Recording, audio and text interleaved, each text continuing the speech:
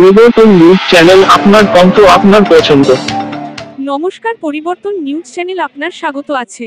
নতুন আপডেট জন্য চ্যানেলকে লাইক, সাবস্ক্রাইব, কমেন্টস করুন। আজকে আপডেট। আজ মিথ্যা প্রচার করা হচ্ছে কেন্দ্র সরকার বিএসএ। হিন্দিতে একটি কথা আছে, মিথ্যার পা নেই।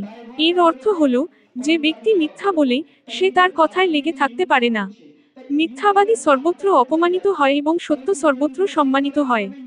বর্তমানে চারপাশে মিথ্যা বেড়ে গেছে, অনেক কেলেঙ্কারি দৃশ্যমান। মিথ্যাবাদীর মুখ সবসময় কালো, কাকের কামড়ের মতোই মিথ্যা প্রবাহিত হচ্ছে। রাজনীতি 2025 এবং নির্বাচন 2026 আসন্ন। মিথ্যাচার করা হবে। বিএসএনএল নিয়ে মিথ্যা প্রচার চলছে। দেশ বাঁচাও গণমঞ্চের মাধ্যমে মিলন হালদার বিএসএনএল শ্রমিক সংগঠন পক্ষ থেকে মিথ্যা বলা হয়েছে।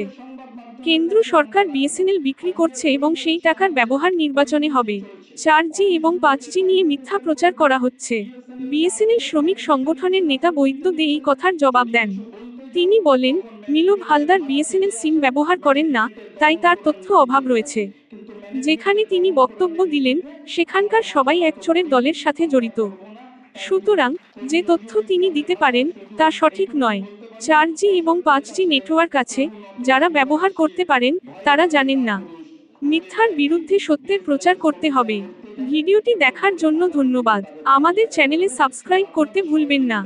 কিন্তু বর্তমানে গভর্নমেন্ট অফ ইন্ডিয়া জিএম পোর্টালে এসএলএ নামক টেন্ডার অর্থাৎ সার্ভিস লেভেল এগ্রিমেন্ট কাজ এক, শুধু জামাটা পরিবর্তন করে সিভিল লসের দায়ভার কাদের উপর?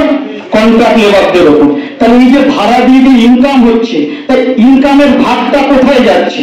তাহলে কি কেন্দ্রীয় সরকারের আগামী নির্বাচনের ফান্ড তোলার জন্য যাচ্ছে? এটা আমাদের কাছে প্রশ্ন। নির্বাচনের ফান্ড তোলার জন্য যাচ্ছে প্রশ্ন।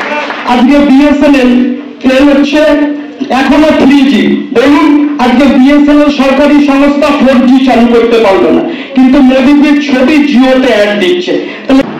দেখুন, দেশ বাঁচাও যারা বলছে, এটা তো সব কেউ গরু চোর, কেউ কয়লা চোর, কেউ শিক্ষা চোর, কেউ চাল চোর, কেউ আবাস যোজনা চোর। এদের সম্বন্ধে কি বলবো? আর বিএসএনএল দপ্তরে আমার জানা নেই তৃণমূলের ইউনিয়ন আছে কি নেই। খুব সম্ভব তৃণমূলের কোনো ইউনিয়ন নেই বিএসএনএল দপ্তরে। এইসব বাচ্চা কাচ্চা কি বলছে, চোরটাগুলো কি বলছে না বলছে জানি না। এরা এসছে কামাতে, এরা ঠিকা শ্রমিক বলে, কন্ট্রাক্ট লেবার নিজেই একটা কন্ট্রাক্ট লেবার, যা আমাদের এই মুহূর্তে কোনো কন্ট্রাক্ট লেবার একটাও নেই। আমাদের এসএলএ করা আছে, কন্ট্রাক্টর নিয়ে আসে, সেই কন্ট্রাক্টর সরকারি অনুযায়ী সেভাবে মায়না দেয়।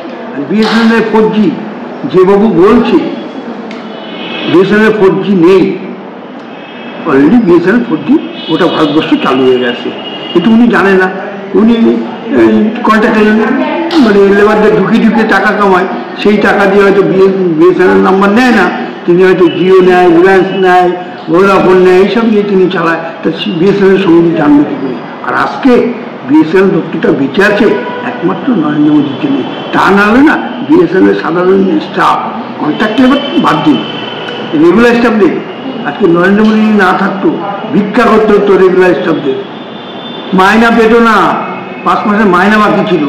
একমাত্র ভারত সরকারই বিএসএনএলকে বাঁচিয়ে রেখে দিয়েছে। কেন ফালতু কথা বলি? যদি একটা বিএসএনএল স্টাফ বলতো তাহলে কথা বলতাম। এসব কন্ট্রাক্ট লেবার বা ঠিক আছে, এসব এসএলএল এদের সম্বন্ধে আমি কোনো কথাই বলবো না। দেখছি না স্টেজে বসে রয়েছে বিএসএনএল দপ্তরেই বলছেন একটা ডোলার ইউনিয়ন, একটা ঋতুপুত্র ইউনিয়ন, একটা সবুরের ইউনিয়ন। এদের জাতির ঠিক আছে নাকি? একটা দপ্তরে এরা 4-5টা ইউনিয়ন। আমরা যেরকম বিএমএস আমরা গোটা ভারতবর্ষ একটা দপ্তরে আমরা একটাই ইউনিয়ন করি, আমরা এরকম 12টা ইউনিয়ন করি না।